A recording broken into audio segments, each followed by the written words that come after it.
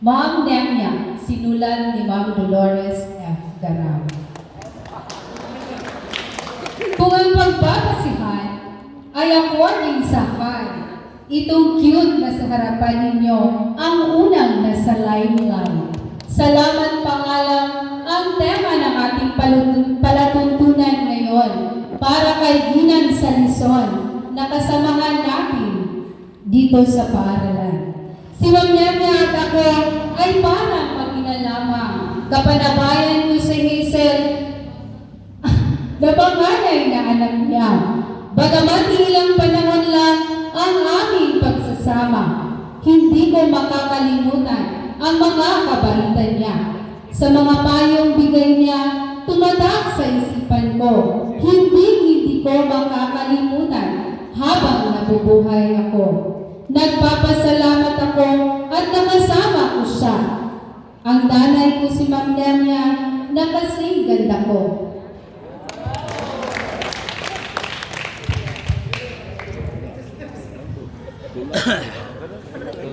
Kung ikaw ang una, ako naman ang pangalawa.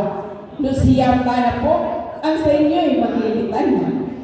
Pero wala akong palak na ako'y sumayaw pa. Dahil sa liwaan pa ako, katulad ni Ma'am Nemya. Si Ma'am Nemya at ako ay halos magkapalabayan.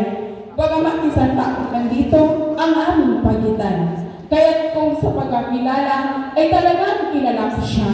Alam ko ang lahat sa kanya, pati buhay may asawa. Sa pagiging mabait at papagbigay, mapapabilib kang tunay dahil hindi ko na mabilang ang kanyang mga naibigay. Mapagpakain man, espiritual o material na bagay, likas na galante at mga kamay, laging nakahagapan. Totoo, sang-ayon ako sa sinabi ni Lucia. Walang okasyon na sa kanila na di siya nag-imbita. Sigurado busog ang lahat ng mga bisita. At sa pag-estima, wala siyang kapala. Matagal ko nang kilala si Ma'am Nemya. Bago pa man ako naging puno, kasamahan ko na siya. Laging naririyan, nakikibahagi at nakikita, kaya pulos magaganda ang feedback sa kanya. Walang gimmick at madaling pakisamahan. Ano ang sabihin, ginawang maparaan. Yan si Ma'am Nemya, ang isa sa aking katapatan. Pwede rin kaibigan at kapatid na masasandalan.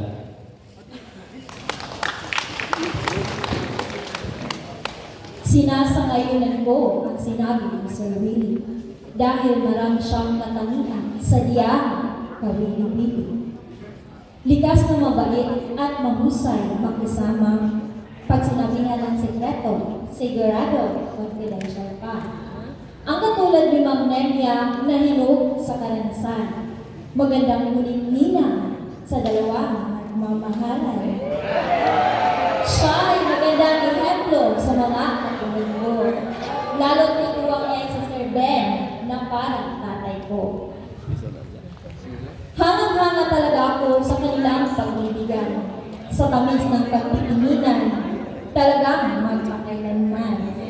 Sa kanilang suyuan, talagang naninibugo ako. Sana'y maging katulad nila kami, si Robert at ako.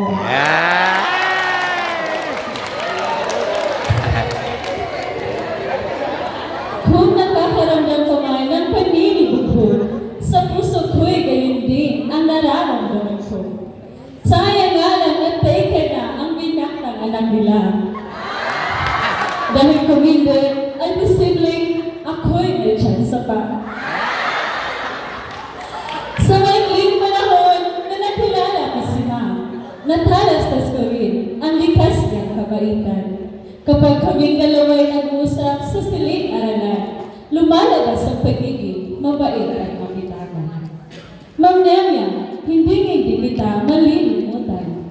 Ang mga natutunan ko sa iyo ay mananatili sa isipan. Dahil ang katulad mo ay hindi basta-basta. Sa pagiging ina at guro, modelo kang talaga.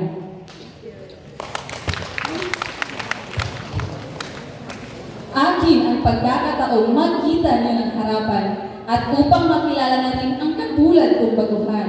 Kapareho ni Ma'am Lisel pa naniligawan at wala pang eksperyensya. Hindi ko man personal na kilala si Ma'am Nemia, pero kung susumahin, parang kilala mo siya. Sa dami ng mga magagandang bagay na naririnig ko, para ko na rin siyang nakasama sa paaralan ito. Walang puknat ang papuri ni Willie, Cherry, Engin at Lucia. Idagdag pa ang sinabi ni Jonas, Lisel, Lulit, Dulor at Sheila. Talagang iba ang trademark na iiwan mo dito, Ma'am Nemia. Maging sa trabaho at pakikisama, the best ka talaga.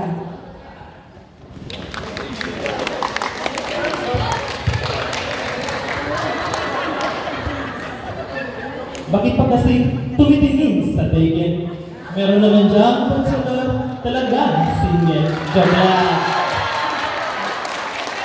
Hindi ka lang sintikas at Ginoo ng tinutukoy ninyo. Pero sigurado namang Manginoo at hindi barumbado. Ma'am Nem, pasensya na. Halata ako'y kinakabahan. First akong tumala na inyong pinakinggan. Wala akong nagawa dahil ito ang napakasunduan. Na napakatunay na kayo aming pinakahalagahan. Pero masarap pala sa pakiramdam, lalo na't pinangatakan. Lalo na't mga bagay sa akin, anak tanging kapatid. Istorya ko maakyat ng ligaw sa babae na pupusuan. Pwede rin kitang haranahin kung inyong hihiling.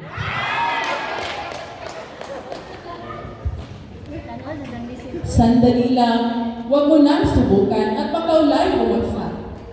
Dahil ang boses mo'y parang bombang may pasa. Ako naman ang maglalahad tungkol kay Ma'am Nemia. Alam niyo bang ba ang number 1 trademark niya?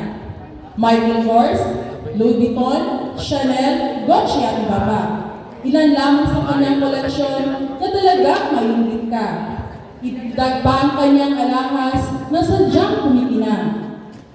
Fashionista, sofistikada, yan ang tatak ni Ma'am Nemia. Kaya sasamantalahin ko ang pagkakataon ito upang ihayag ang totoong sa loobin ko. Ipagmamalaki na nakasama ko kayo. Babaunin ko ito maging sa puso ng halin.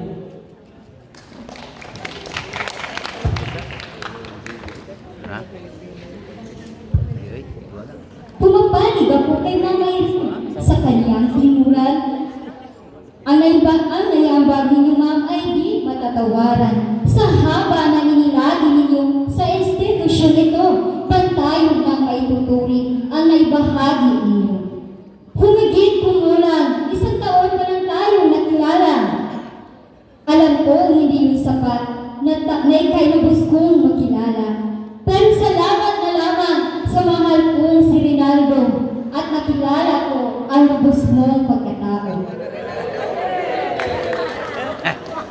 Hindi makakalimutan ang isang Nemia sa Rizon na sa simula pa'y talagang may layon. Sa mag-aaral, ikaw ay isang tanglaw at gabay at mananatili iyon, Ma'am, sa panghabang buhay.